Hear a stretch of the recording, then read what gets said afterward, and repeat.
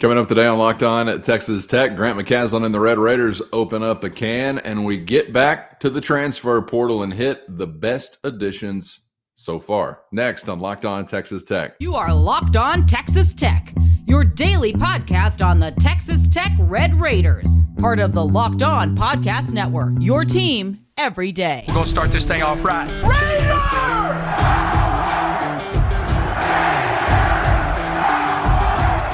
Everything runs through Lubbock.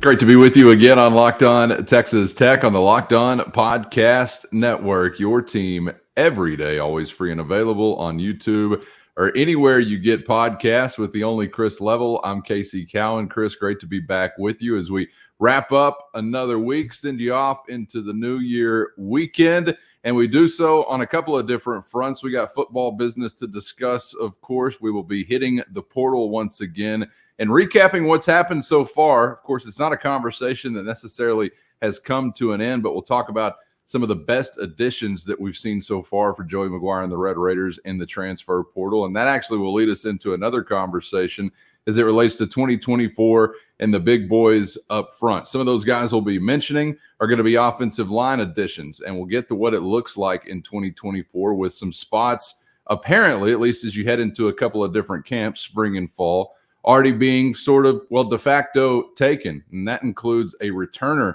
from this season to next year that will actually return in a different spot from where he left off. But we'll kick off our conversation today, Chris, on the hardwood as Texas Tech men's basketball got after Sam Houston last night from United Supermarkets Arena. It was a 96-60 victory for the good guys. You had a 19-point halftime lead. We've seen some wide margins in some of these games for the Red Raiders shrink as you get closer to the final buzzer, but that's certainly not what happened last night. Not only did you hang on to that lead, but you built upon it, and you wind up a 36-point winner. And Red Raider head coach Grant McCasland asked after the game about what it took to not only sustain that margin, but increase it as the game went on. Here's Coach McCasland. I mean, that's why I lost my voice. I mean, it was just like every time out, it was like, no, man, the engaged competitiveness that it's going to take to win in the Big 12 has to be in every possession mentality. Can't take a possession off.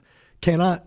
And it's got to be executed at a level that is about winning in the little details. And so really that was just how do we stay engaged? And I thought our energy was solid defensively. We got messed up on some ball screen coverages, but I thought our nose for the basketball and ability to continue to improve over the course of the game and then get out in transition and put pressure on them that way was what ultimately opened the game up. Sustained intensity, Chris. Sounded like Coach McCasland had it, and his team mirrored it from him for the most part.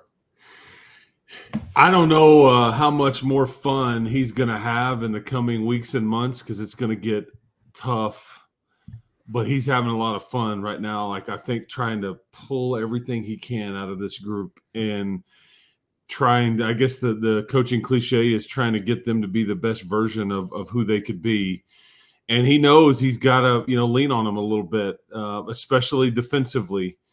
But when you make 15 threes and you can get up and down the floor and you play, largely turnover-free basketball, well, they can really score and put pressure on teams.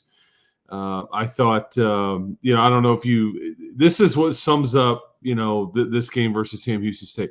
And these are the two head coaches are longtime friends. I mean, Grant actually hired Chris Mudge years ago at Midland Junior College. Okay, gave him his first job. I mean, Chris Mudge was making, I think, what did he tell me, $12,000 a year. He's like, I spend $1,000 a month on rent. You do the math. He goes, it was the oil boom. Everything was really expensive. I'm in Midland. He goes, but I loved it. He's like, I was, and so there are a lot of respect between these two head coaches. But you remember the photo from years ago in Hershey, Pennsylvania with Wilt Chamberlain holding up the 100 after he scored 100 points, right?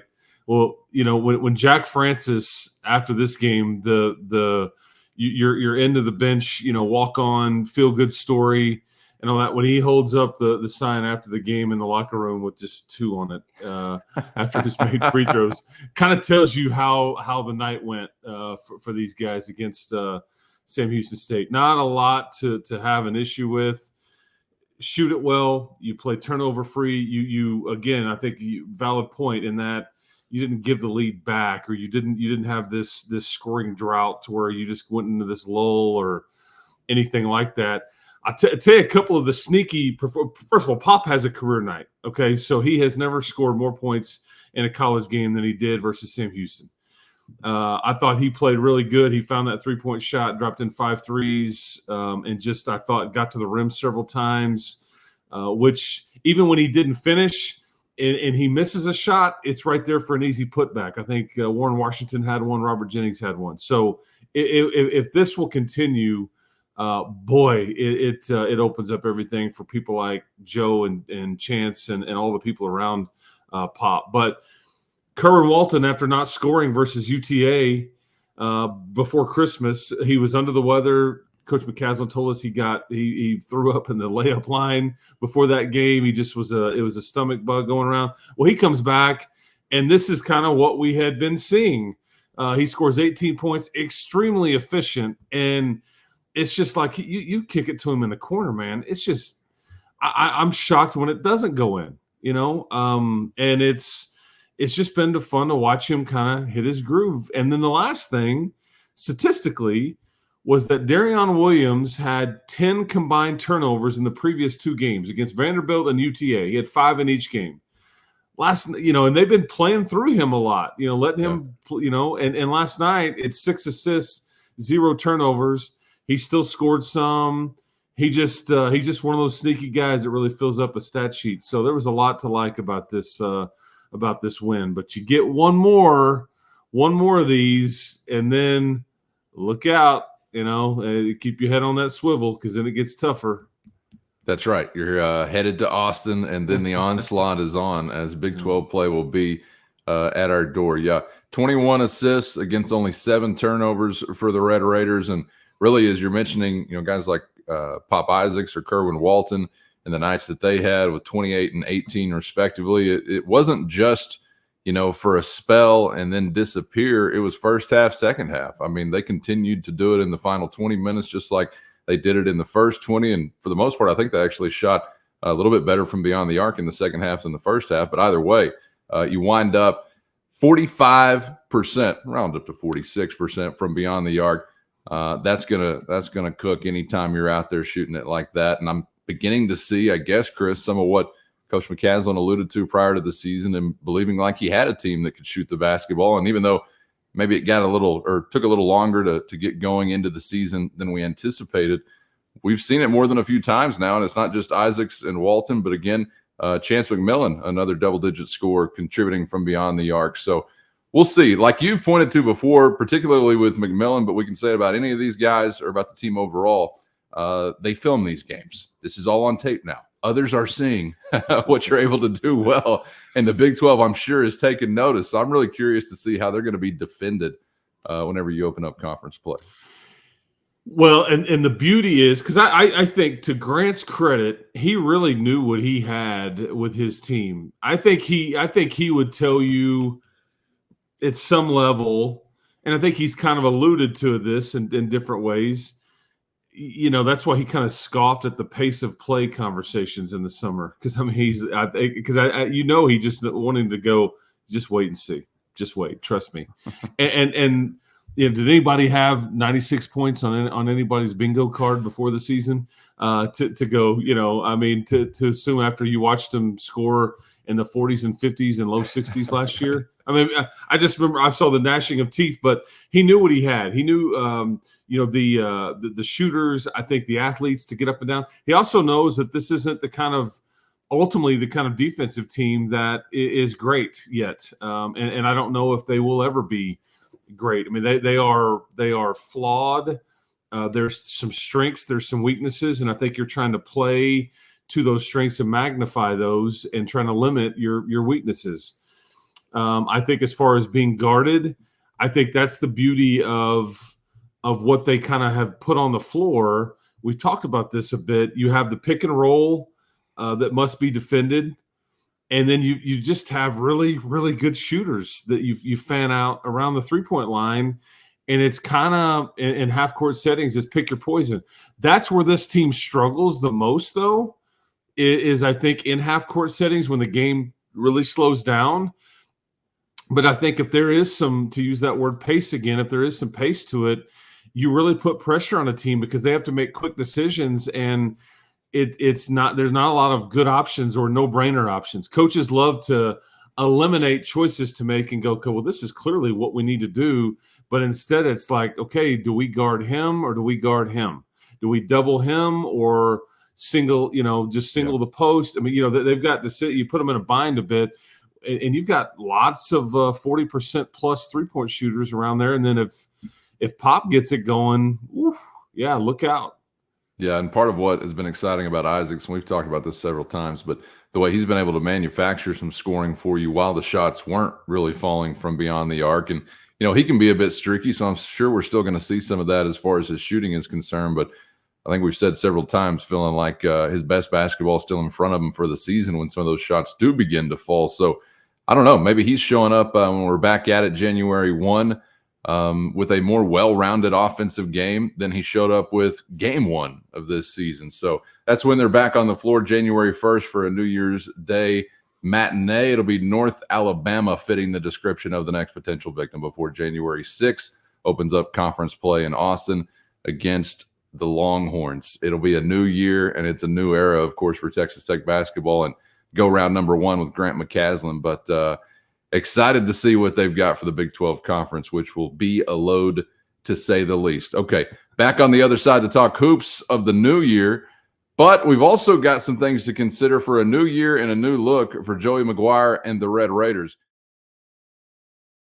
First, today's episode brought to you by eBay Motors, and eBay Motors has you covered with everything you need to maintain your vehicle and keep that ride or die ride on the road. Or if you're just looking to elevate your car's game to the next level of performance, they got what you're looking for with roof racks, exhaust kits, LED headlights, superchargers, and accessories of all kinds to fit your style. Whether you're looking for speed, power, or design, eBay Motors has you covered with over 122 million parts to perfectly fit what you need. So just head over today to ebay.com/motors, where you're going to always find exactly what you're looking for, and with no risk because of eBay's guaranteed fit. Your part is guaranteed to fit just right every time, or your money back, keeping you burning rubber and not cash. With all the parts you need at the prices you want, it's easy to keep your ride or die ride on the road and moving your life forward at ebay.com/motors. eBay guaranteed fit, only available to U.S. customers, eligible items only, exclusions do apply. We've also got some things to consider for a new year and a new look for Joey McGuire and the Red Raiders. They have been busy in the transfer portal, Chris, and we wanted to sit here as we turn the clock to 2024 and kind of recap what you've had going on so far and point out what we feel like has been some of the best of those portal additions so far. I think Coach McGuire has said this. I think most understand this is not how you want to build a program. Every year, I think you probably hope that some of the portal fishing gets lighter and lighter and lighter, but nonetheless, the situation you're in right now, you knew you're going to have to do some heavy lifting to a great degree. And for the most part, I think they've had success. And as you look at the way that they've been analyzed nationally as far as comparing and contrasting some other portal classes, they've wound up in some pretty good company, Chris. So where do we begin this kind of conversation as far as pointing out some of the best? Because you've added some trench work, which you desperately needed along the offensive line. And, of course, we also believe, we'll see whenever they show up and put on the red and black, but also believe you've added some explosiveness on the outside as far as pass catchers. And I don't know if there is a podcast out there that's been any more excited about QB depth being added to the conversation also. So which way you want to go here? Well, I think because I think you're right in that you do want this to be lighter as the years go along, but I think you can expect, any given year, man. I just think the expectation is going to be, unless something drastically changes, and I don't know why it would, because it's even slanting more toward movement than not. But I mean, 10 to 15 new additions every year, it seems like, is going to be kind of the norm. But you knew where I was at with this deal when the window started. When you start talking about next year, this is all about the offensive line. And if you didn't address that, if you didn't get it fixed, if you didn't help it dramatically, it wouldn't have really mattered what else you did or had with your team. And that was a scary thought. I think that you feel like that you really addressed that. I don't know if you've necessarily fixed it yet, but boy, you've added some pieces that a lot of other people like. Okay, let's phrase it that way, because I think when you look at what Vinny Scurry, okay, started 33 games at left guard. Okay, so maybe you plug him in there. Davion Carter has started his last 23 games at right guard. You've got Sterling Porcher, who I think has got some guard and tackle experience. Maybe he can play, one or the other, both. And then obviously Maurice Rodriguez, one of the highly sought after players that you landed with a lot of potential. He's still got multiple years to go, and he's still kind of raw. But I think, he's got so much upside and all that, and length and size and all that, boy, hell of a piece of clay to try to mold if you're, Stephen Hamby and all those guys. And so they I think got some pieces here that you feel pretty good about. Now, granted, you lose Monroe Mills and you lose Landon Peterson and you lose Seth Martin, you lose Jacoby Jackson.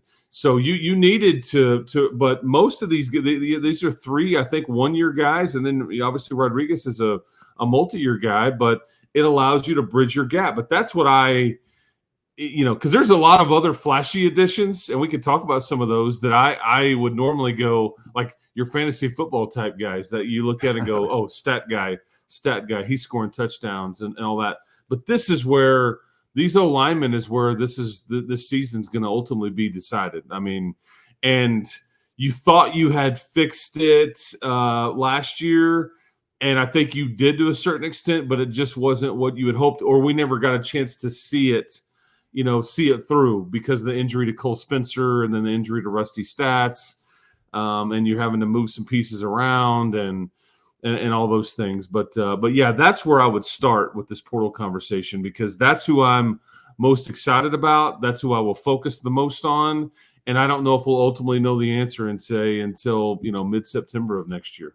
Yeah, I mean that's the straw that stirs the drink, the offensive line. So I think smart to point immediately there. And I just got a visual. Probably no one needs Coach McGuire, Coach Hamby as Patrick Swayze, Demi Moore with Maurice Rodriguez is that huge piece of clay. Oh, man. Okay, anyway, one guy I didn't even mention, and he's one among a group of other pass catchers, maybe a little tighter to the inside, but Jalen Conyers is a dude that I know plenty are excited to have headed to the LBK. And I don't know that, we think of him as Mr. Explosive or whatever, but a multi-tool talent, I guess is what we would say, right? He was versatile for Arizona State in his last stop. And I know you mentioned hearing some national conversation as far as he was concerned that related to, pro prospects in the future. So I don't know if a guy like that can be under the radar, but he may fly under it a little bit as far as the fans are concerned, but also one of the bigger gets.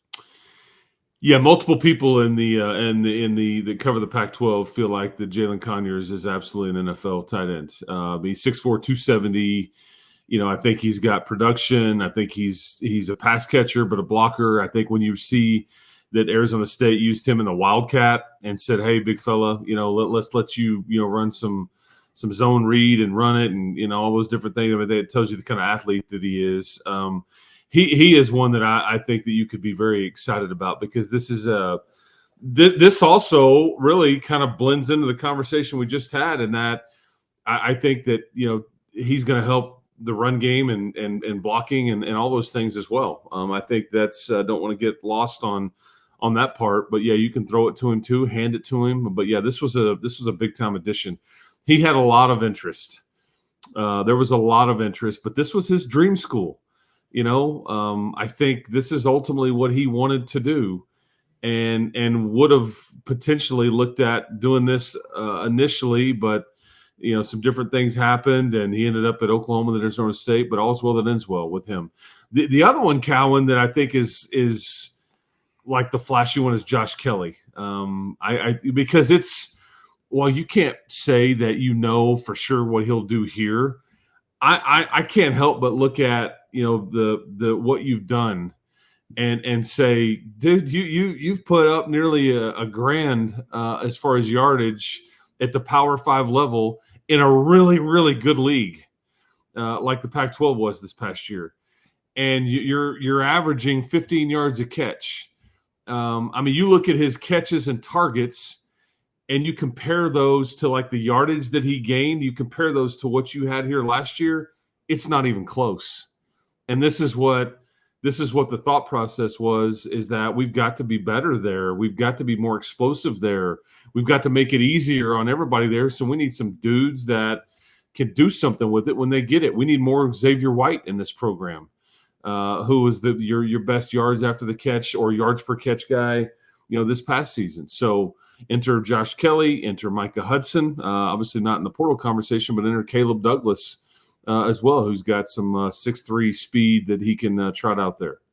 And as we began the conversation with offensive line thoughts, we'll wrap up our conversation with some of the same, because all of these things, as we mentioned, may not go if the offensive line doesn't go, but I don't know if the offensive line will go very far if this guy in the middle is not working out for Coach Hamby and Texas Tech, and that being what apparently is already slotted as your new center. First, today's episode brought to you by PrizePicks. Testing your skills on PrizePicks this football season is the most exciting way to play daily fantasy sports, and the best way to spice up any game anytime. And congrats to all those with the skills to win up to 25 times their money through the football year. And now you can do the same during the hoops calendar as well. Just select 2 or more players, pick more or less on their projected stats, place your entry, and boom, you're ready to roll. And with the NFL playoffs and bowl season coming up, you can also pick combo projections across football and basketball. With easy gameplay, quick withdrawals, and a giant selection of players, projections, and stat categories, it's no surprise that PrizePicks is the #1 daily fantasy sports app. So get in on the fun and go to prizepicks.com/lockedoncollege and use our code LOCKEDONCollege for a first deposit match up to $100. Again, that's prizepicks.com/lockedoncollege and use the code LOCKEDONCollege for a first deposit match up to $100 at prizepicks.com/lockedoncollege. Daily fantasy sports made easy. I don't know if the offensive line will go very far if this guy in the middle is not working out for Coach Hamby and Texas Tech, and that being what apparently is already slotted as your new center in Caleb Rogers, who actually not too long ago when they were in Shreveport spoke about the upcoming move inside in 2024. Here's Caleb Rogers. Honestly, I'm really excited. I'm a Red Raider through and through. I've been here for a long time, done a lot of different stuff, playing right and left tackle, moving back and forth, and it's just looking right now like the best opportunity for me is on the interior. So I'm excited. That's where my future is in the NFL sense. And so excited to move into there, start playing center, get to show my football IQ more on film, and run the show, help everybody out. So I think that's really where I'll fit in, especially also as like the natural leader that I am. I think that it'll just be better for me to be in there, talking to everybody, helping everybody out, and just being a voice for this team for this whole line. Chris, we'll have to wait, until football is actually played in the spring and in fall camp to see how this all works out. But we know with some of the portal guys we mentioned, there's some intention of where they're going to line up at the snap. But it really seems like this seat is taken in the middle. It is, I don't want to say Caleb Rogers or bust, but by far he's getting the first crack at running this thing. Yeah, plans can change, and we see that. I mean, they could change plans and pivot, in the middle of the season, or just like, hey, man, this just isn't going well. But there's no doubt that this was put into motion prior to the Texas Bowl a year ago, when you had a lot of bowl practices and they had switched up all the offensive line and doing some different thing and switching tackles. Caleb Rogers got a lot of reps at center at that point, and just they weren't right. Didn't feel like this was the time because you were bringing in rusty stats and all that. But I mean, they've seen it. But yeah, this is clearly the plan, that he will be the starting center. And I think that part of that is you have a need there.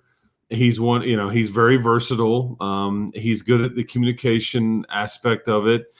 And I think this is where NFL folks potentially envision him. And so I think they're going to, it kind of checks a lot of boxes there. He's okay with it. The NFL folks, I think, feel like that's where he projects. You have a need, so boom, boom, boom. And I think that it's going to be interesting to see kind of Caleb handle himself in this role, because he's very outgoing and kind of outspoken and excitable and all that. He will need to be like more reined in and more focused at times, because he's in charge. Like, everybody's looking at him and he's on ball. He's got to be the one that so it'll be interesting to see kind of how that aspect goes. But yeah, I love it. I mean, I think it's because that is the sneakiest, most important position on the entire team, man. Why did we talk about Dennis Wilburn in such glowing reviews last year? The glue that kept it all together. We were so excited about, Rusty, and then you're kind of panicked when he has to move away, and then Wilburn moves back. But it just kind of solidifies everything. Because if you're bad there or not very good, it's ugly. And I think that Caleb, he'll embrace it, and I think be very good. And the other question is, what's the depth look like there? Who is Sheridan Wilson has kind of been your backup center. Do they get through this and go, you know what, Vinny, you know what, Davion, we kind of envision maybe you would be the better center. I mean, you just don't know how this is going to go, but at least you have some options now. What do you make of Stephen Hamby at this point in his career? Because he's an old head as far as Red Raiders are concerned. He's still fairly early on, and I mean, compared to a guy like Tim DeRuyter, he's just a toddler, but he's still fairly early on. I think you go back to like Bowling Green, 16, 17 or so, when he was taking the reins as an assistant coach there on the offensive line, and then stopping Western Kentucky before he winds up here in Lubbock just a few years back. But I have to imagine, there's still a lot of things that he's probably evolving with as far as himself as a coach and how he's going about things, or what he wants to see in an offensive line. Yeah, and I think what we have seen is that, okay, so Hamby takes over the position group that needed the most attention when he took over. It's been a problem for what have we talked about, 8 to 10 years, really. Yeah, you've had some nice pieces, but ultimately the recruiting and just the way it's been built has just been, I don't know what the right word is, neglected, but it's just been an issue. I think there's a direct correlation in that spot, and then you struggling for however many years that you have and just being wildly inconsistent. Yep. I don't know if it's a direct correlation into your quarterbacks being injured or not. You can kind of, pierce through that. I don't, but it hasn't helped. So he takes over that spot. And I think what we're seeing now is like he's about to enter into year 3. That position also is the most fascinating one as it relates to the portal. I think because there's only so many good offensive linemen out there. I think that, like we saw OU lose one of their top guys to Missouri, and you lose one of your top guys to Louisville. So that holding on to these guys is going to be the interesting thing. But what they've done is they've gone out and got the 1-year guy. I think that's the second year in a row that we've seen them. So I guess to sum it up, his position is really tricky to coach right now, just in general. He's got a lot of young pieces in his meeting room, position group room, that are just not quite ready, to be frank. You want them to be. We could talk about how good that we think that they will be. But, I mean, even in bowl practices, you trot out like the Caden Carrs and Nick Fatigs and all that. They can't block Tony and, some of the older guys. Yeah. They're just struggling to do that. They need more time. And so it's just been a fascinating, because again, there needs to be a lot of attention on this particular position group, because I think it's the one that is the toughest maybe. But yeah, Hamby's trying. So you're dealing with all these. Yeah, you're trying to learn what your style is. Hamby was a center here. He was a butt kicker. He was very animated, but he also had really good pieces around him too. You think about that group: Brandon Carter and Rylan Reed and Louis Vasquez. I mean, you had dudes, and they all 5 played almost every game and were healthy. Again, like this rarity. Like, man, remember the time. And it just hasn't been that way recently. So, anyways, yeah, Hamby is still trying to get a handle on this whole thing because there's so many moving parts, but it's more problematic, or it's been for Texas Tech than at other places. But this is where I think you have to sprinkle some, chemistry dust on this group and grow them up and mesh them as quickly as you can to maximize what kind of year you could have. Yeah, and then like we talked about yesterday, just hope for some good injury luck as the season begins going, and stack those weeks on top of weeks on top of weeks with the same 5 guys in the same 5 places to help in that effort to establish chemistry. Good stuff, man. Appreciate the insight and the time as always. Enjoyed it. And we'll do it again before New Year's Eve. So be on the lookout out there. Make sure you're subscribed on YouTube or anywhere you get podcasts. But happy New Year's weekend to you, Chris.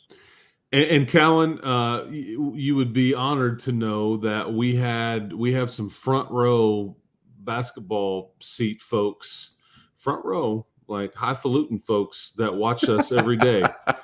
Actually had a sweet lady, you know who you are, come up to me and said, "I'll watch you guys every day." And she said, "My husband kind of thinks that that it's weird or whatever," and she just blows him off and says, "No, this is what I'm doing. These guys are great." So you know who you are. I really appreciate you watching, and happy almost New Year to everybody. But yeah, keep hope alive, and we'll talk to you next time. Yeah, and we'll take all you sick and twisted folks, front row, back row, any row in between. We appreciate it. Thank you for being out there. And again, make sure you're subscribed on YouTube or anywhere you get podcasts so you never miss an episode. And we hope to see you back for the next round on Locked On Texas Tech.